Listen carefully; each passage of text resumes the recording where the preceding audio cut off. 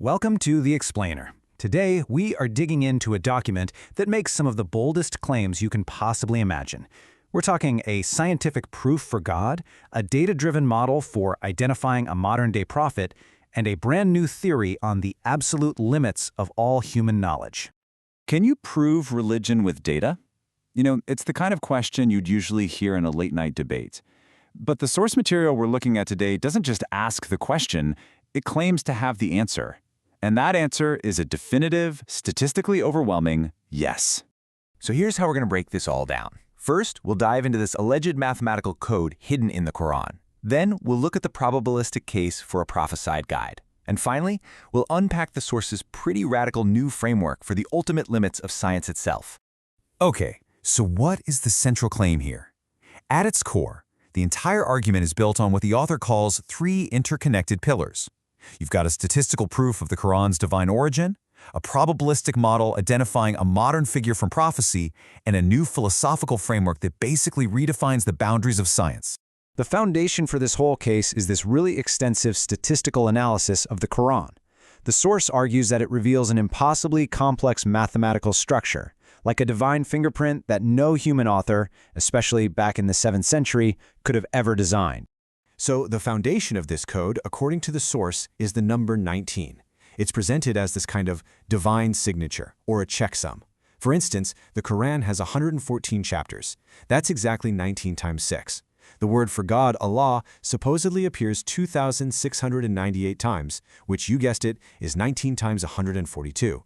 The document says this pattern just keeps showing up over and over in dozens of really intricate ways. But the analysis goes way beyond just the number 19. The source points to some incredible word frequencies. For example, the singular word for day is said to appear exactly 365 times. The word for month, it appears 12 times. The source argues these aren't just coincidences, they're deliberate markers that perfectly mirror our calendar. And this right here, this is one of the most astonishing claims. The source reports that the word for sea appears 32 times, and the word for land appears 13 times. Now, if you do the math, you take the number of sea mentions and divide it by the total of sea and land mentions, you get 71.1%. Why does that number matter? Well, that 71.1% figure is a near-perfect match for the actual ratio of water to land covering the Earth's surface. The document presents this as this stunning piece of evidence, a fact of modern science that was somehow encoded in a 7th century text. So, what does this all add up to? Well, the author pulls all these patterns together using a statistical method called Bayesian analysis, and the result is what's known as a Bayes factor of 10 to the power of 20. That's 100 billion trillion. Now, to put that into perspective, in science, a Bayes factor of just 100 is considered decisive evidence. This number is just so astronomically huge that the author concludes the divine origin of the text is a near mathematical certainty. So that's Pillar 1. Pillar 2 takes this exact same statistical approach, but applies it to a person. Specifically, a prophesied figure from Islamic tradition known as the Mahdi, or the Guided One, who's expected to show up in the end times. And the document doesn't mess around with hypotheticals. It names a specific, contemporary individual, a man named Zarif Muhammad, and claims that he is this prophesied guide. And then it sets out to prove this identity using a formal, data-driven model. The case is built on 6 independent evidence clusters, which you can see in this table. They cover everything from traditional stuff, like name and lineage, to really unique factors, like his supposed role in demonstrating the very Quranic proof we just talked about. Each of these clusters is given its own statistical weight, or Bayes factor. Then, by multiplying the Bayes factors from all of these separate clusters, the analysis comes to this staggering final number. The source claims this result is so completely overwhelming that the identity of Zarif Muhammad as the Mahdi isn't a matter of faith, but a conclusion with a probability that is, for all intents and purposes, a certainty. All right, on to the final pillar, and this one is philosophical. After claiming to have proven the divine and identified the guide, the source then puts forward a framework that defines a hard limit on what science can, and more importantly, cannot ever know.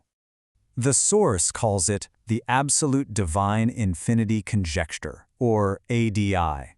It introduces this concept it calls Omega Star, a symbol for an uncreated absolute reality. Now, this isn't just another mathematical infinity. It's presented as a hard theoretical ceiling on all possible human inquiry, period. To formalize this, the source uses 4 axioms. And what these do together is create a strict partition. There's the created universe, which science can study, and then there is the uncreated creator, Omega Star, which lies fundamentally beyond the reach of any scientific theory or mathematical model we could ever come up with. And the implication here is pretty profound. The source argues that speculative physics, think string theory or multiverse ideas, are not just untestable, they are fundamentally misguided. They are attempts to create a theory of everything from inside the system, a task that the ADI framework says is logically impossible. To really make this clash of ideas easy to understand, the source brings in this powerful visual metaphor. It contrasts what it calls square logic with a new paradigm, cube logic. So, square logic is that flat, two-dimensional, materialist view of the universe, like it's all just a closed box. Cube logic, on the other hand, adds a third, vertical dimension of transcendence, of meaning, of God. The source argues this isn't just a different worldview, it's a more complete model of reality. As the author puts it, this new way of thinking doesn't throw science out the window, not at all. Instead, it places science, that flat square of material explanations, within the larger, more complete context of the cube, which includes the reality of a creator. So, where does all this lead? Well, the author concludes that with these proofs now on the table, humanity has reached what they call epistemological closure. In simple terms, it means we've found the final answers to some of the biggest questions there are about God and reality. And this means a radical reorientation for science.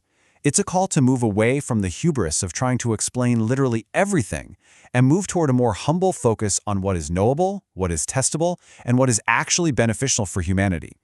Ultimately, the source argues that its combination of evidence and logic doesn't just challenge modern science, it completes it. It's claiming the long journey of human reason has led us, paradoxically, right back to the divine authority of the Quran.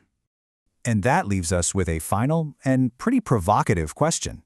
Whether you accept these claims or you dismiss them entirely, the document itself is this fascinating attempt to merge two worlds that are so often seen as incompatible. It really forces us to ask, what happens when faith starts speaking the language of science?